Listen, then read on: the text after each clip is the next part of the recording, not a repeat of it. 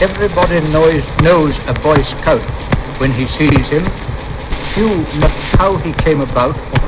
Well, this is how. Years and years ago, I used to teach my young soldiers in the army the ways of backwoodsmen and explorers in order to make them manly fellows. When it was suggested that I should do the same thing with ordinary boys and so make them into good citizens, so I tried out a scheme with a mixed lot of boys under Sir Percy Everett as their scoutmaster on Brownsea Island. That was in 1907.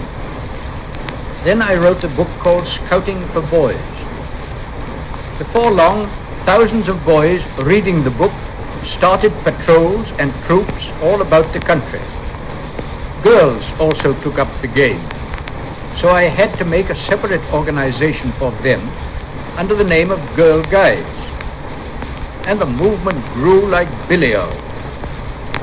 His Majesty King Edward invited me to come and tell him about it, and said that he believed that it would grow to be a big thing. So I left the army in order to run it. His Royal Highness the Duke of Connaught became our president, and the Prince of Wales became Chief Scout for Wales. Very soon, foreign countries began to take it up also.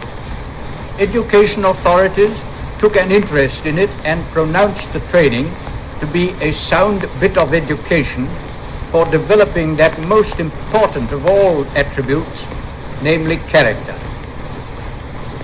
The training was all a jolly, health-giving, out-of-doors game of camping and hiking, which the boys enjoyed.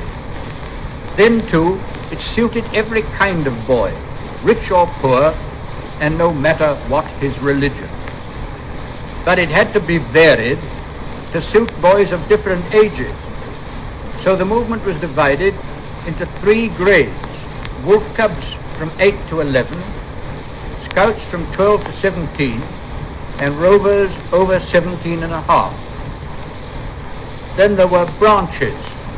There was sea scouting for boys who liked boating, and there were several lines of scout work for those who were cripples or blind or deaf.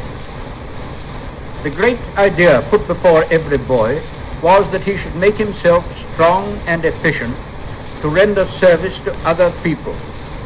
Consequently, we continually hear of scouts diving in to save people from drowning. Indeed, over 2,000 people owe their lives to the scouts. Now that all foreign countries have their scouts, we have a vast international family of nearly 2.5 million of them, and 1.5 million of Girl Guides, all getting to know each other through international rallies and thus realizing their sense of brotherhood.